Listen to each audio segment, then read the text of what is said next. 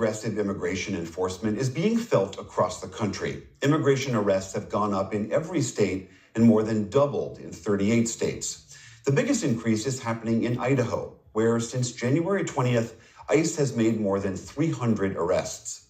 One Idaho farmer, Shay Myers, who grows onions and other vegetables, is speaking out on behalf of his immigrant workforce. I know the undocumented workers that we're talking about deporting because I grew up in a small farming town. I went to school with kids that were undocumented. My kids go to school in a small town with kids who may not be documented. If we're going to do things the right way, we need to think about the human, ethical side of mass deportation. And farmer Shay Myers joins me now. Shay, thank you so much for being here. You voted for President Trump. He was very clear during his campaign that he would do the things that he is now doing on immigration. But you have been critical of some of these policies. I'm curious as to why you chose to speak out. Yeah, William, thanks for having me on. I chose to speak out because it's wrong. It's wrong for the people who have been here for decades upon decades and who contribute on a daily basis to every aspect of the U.S. economy, every aspect of the U.S. culture. They're an important part of who we are. But that message, what you're saying in the Republican Party in particular, that's not a common theme that you hear. That is true. It isn't a common theme. I think, but in a lot of ways, whether it's left or right, whether it's Democrat or Republican, there's a very, very big misunderstanding about what it means to be an immigrant in the United States, what it means to be a falsely documented immigrant in the United States. And so really the message needs to be spread to everyone so that they can understand it. And certainly the right-wing Republicans have a hard time understanding, many of them, the reality of the contribution that immigrants play in the United States and the role they play on our farms and in our factories and in our hotels and in every aspect of the culture. But, the only thing we can do is to try and speak up and speak out. Amongst the immigrant workforce that you have, do you hear from them about, how are they feeling in this moment, seeing the news of these arrests around the country? They're frustrated, they're scared, but more than anything, they're feeling like they're being judged in a way that they never have before. Just a few years ago, during the middle of COVID, they were deemed to be essential workers, essential to the survival of our country. Right. And we were praising farm workers for what they do and the contribution that they made and the food that they provided us. And all of a sudden, they're like criminals. Right. And so they suddenly found themselves in a place where they're losing their footing and they don't understand why the harsh judgment when such a short time ago they were so important. The president at one point, sort of citing what you're exactly talking about, floated the idea of not targeting farm workers, though his Ag Secretary, Brooke Rollins, recently said that's not the case. What would you like to see done about immigration reform in this country?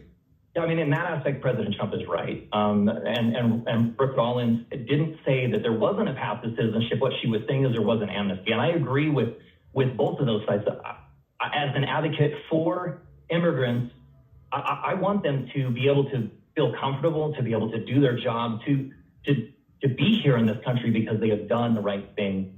In contributing to our economy and to our culture, to our society. But at the same time, we can't just give them, their citizenship.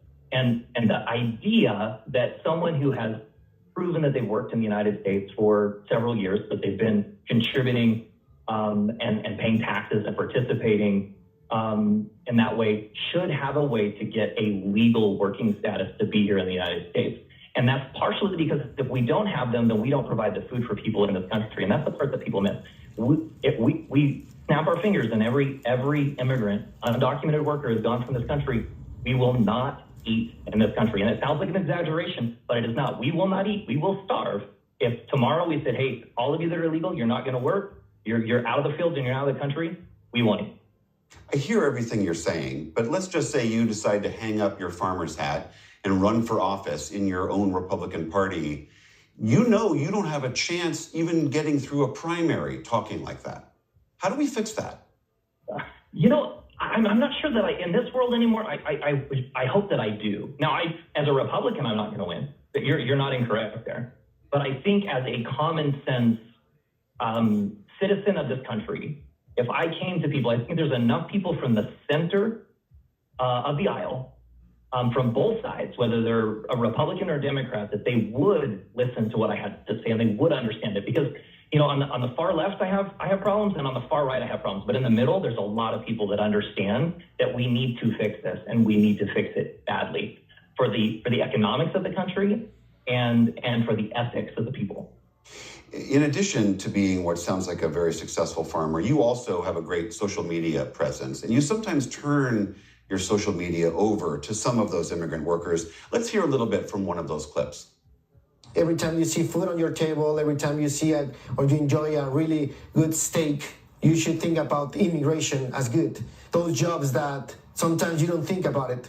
We are grateful for this country. Immigrants shouldn't mean bad. That appeal to both see the connections between our food and the immigrants who help produce it is clearly, as you've been saying, meant to humanize the people who are in this country helping us. Who are you trying to speak to, putting those voices out there? I'm trying to speak to the human heart is really what I'm trying to speak to. Like, we all need to understand the contribution that these folks make and the necessity that we have as an economy, as a country, to have them here. Immigrants have been part of our system since the beginning of our country. They have come, they have contributed, and they have made a difference both for themselves and to lift up and improve our country. And they're a necessary part of everything. And I just want everyone to realize that that is the case. And they're real people. Shay Myers, farmer from Idaho, thank you so much for your time. Really appreciate it. I appreciate you having me.